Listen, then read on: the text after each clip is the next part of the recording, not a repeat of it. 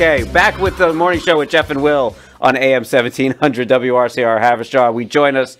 Joining us now is Tina Traster of RCBizJournal.com. Good morning, Tina. How are you? How was your weekend?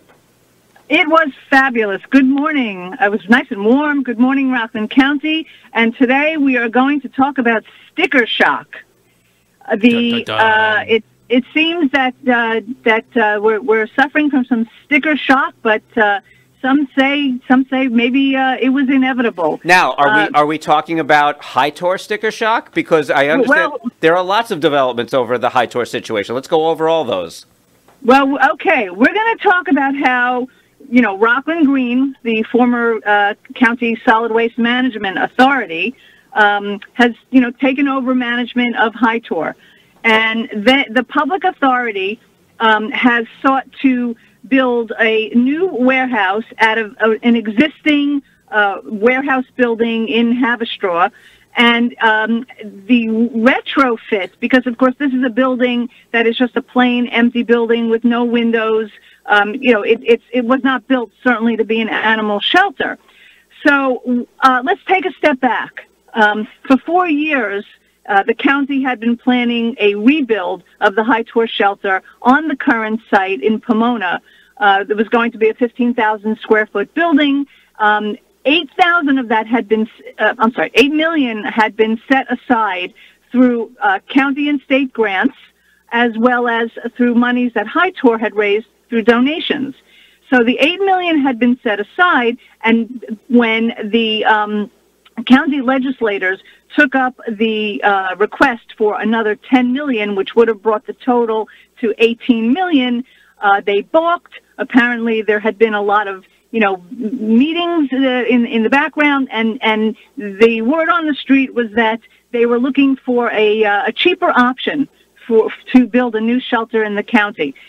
So fast forward, and the county leased the current High-Tor building for $1 a year to Rockland Green, and High-Tor has been actually making great strides just over the past month, which we can talk about in a bit. But in the meantime, Howard Phillips, who has really been spearheading this whole effort almost singularly, has gone into contract with this building on Beach Road, 427 Beach Road, which is this empty warehouse that I'm referring to, and he's on track to buy the building for $4 million. But what he revealed at a Rockland Green meeting last week is that the estimated cost to build this structure, even right now, have escalated to $15 million. So there was actually a lot of shock in the room that night, because originally the whole problem with the total of $18 million bill was that was going to be too expensive.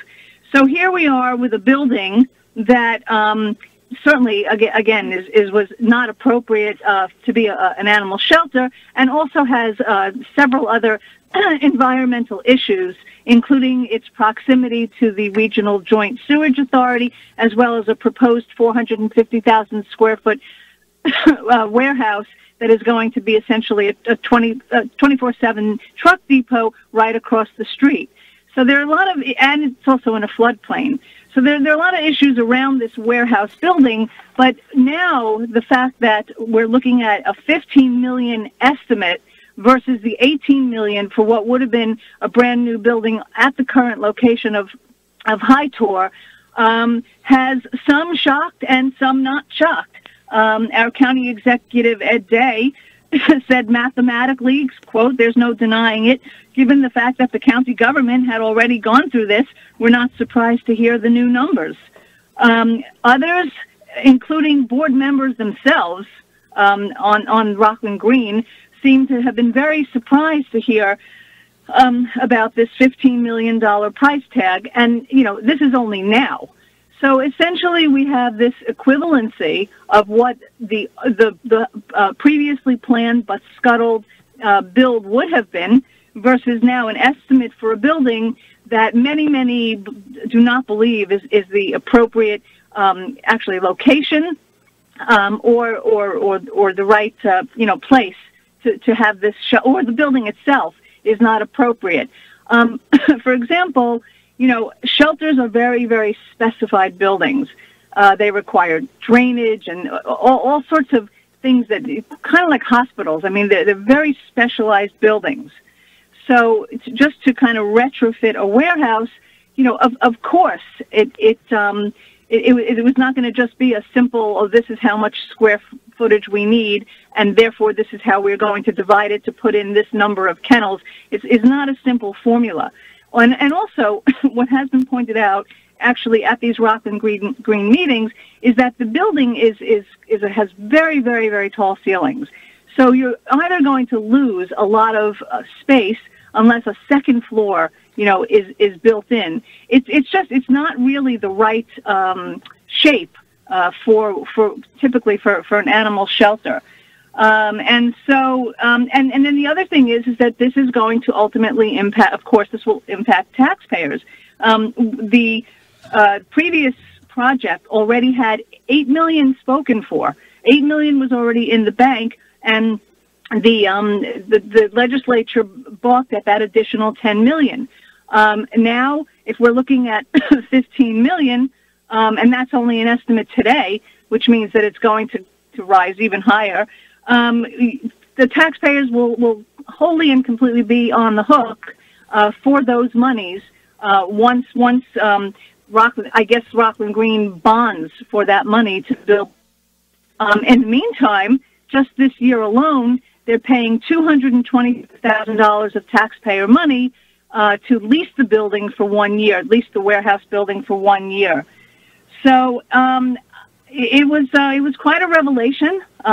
There was a lot of I would say some audible gasps in the room when that number was thrown out there, and we're going to have to just see where this goes. But on the other side of the fence, there are some good things going on at High Tour. There's been a lot of progress, a lot of things are definitely taking shape, and they're getting better. As we know, there's a new executive director there, and who's the new executive director? Who's that? That's Rick Tannenbaum. He has stepped in after he negotiated the contract with Rockland Green, which has taken over the shelter. So he along with new team members and a lot of new initiatives, have even in the space of a month, the shelter is on much better footing, and things are definitely looking up, and the adoption rates are up, and so there's at least there's some joy there to report. When the towns were in contract with the county, essentially taxpayers were paying pennies on the dollar, and this will definitely be more for taxpayers. I mean, still not a significant amount per se, but definitely more. I guess where taxpayers might really see the difference is depending on how the new shelter, if and when it's built, becomes staffed, and what kind of employees and pensions go along with it. Right now, that's always been the advantage to taxpayers, is that High Tour, as a nonprofit, largely runs with volunteers and employees, but it doesn't have the same expenses that the future shelter will clearly have. So there's a lot for people to chew on here, and people should speak up and let their town supervisors know how they're feeling about the future of the animal management in the county, because ultimately it is the supervisors who sit on the board of Rockland Green who are responsible for these decisions. So it's a complicated issue, always a complicated issue in this county. But as I say every single time I'm on the radio, we really need to have participation from the community when major decisions are in play, and this is a major decision, because what happens next is going to determine how our animals are cared for and treated, how stray and homeless animals are cared for and treated into the future. Hi, Gracie. You're on with Tina Traster. Hi, good morning, everyone. Listen, I'm listening. This has been going on and on and on. Now, my first question is the property where the shelter is now. There's not enough room there to build there. Gracie, there isn't. That's where the shelter was going to be built. That's where the new shelter was going to be built. There is absolutely enough room. And there are many people in the animal community that would prefer to see it in that space because there's enough room there to indoor-outdoor space to walk the dogs, and they need outdoor space. One of the issues has been raised at the Rockland Green meetings repeatedly from animal activists is where are the dogs going to be walked? How is it that they're going to have that outdoor time? And Mr. Phillips has dodged that question multiple times. He has just vaguely said there's room to walk the dogs, but anyone who's been down to that site can see that that's not really genuine. And so we've yet to really see an answer as to how the dogs are going to get the outdoor space that they need, as well as. I'm sorry, that's number one. Okay, see, it's just too many questions. The second thing is. That shelter, I know it's in Pomona. It seems a little closer to, it seems more centralized. That's point 2 than the one up where they're... It is. Okay. It's right up the Palisades. Okay, let's make a list of everything. And I'm cynical. I've been around a long time. You gotta follow the money. Something is not kosher here. Now, I'll be honest with you. The shelter, when I went to bring blankets and towels up, I was annoyed that it wasn't cleaned outside properly. All that looks horrible. That maybe some of the volunteers, they could get some school kids to organize a little bit and get some volunteers to make some, small 10 by 10 to make it look presentable.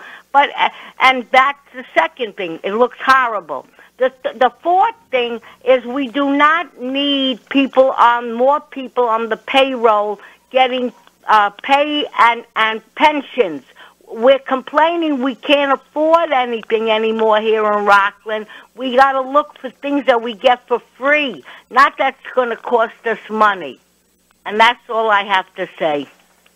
All good points, Gracie. Thank you. Thank you, Gracie. Bye-bye. Thank you, Gracie. And for those who want more information about this and everything else going on in Rockland business, you can go to rcbizjournal.com for more details. Thank you, Tina, for joining us as always.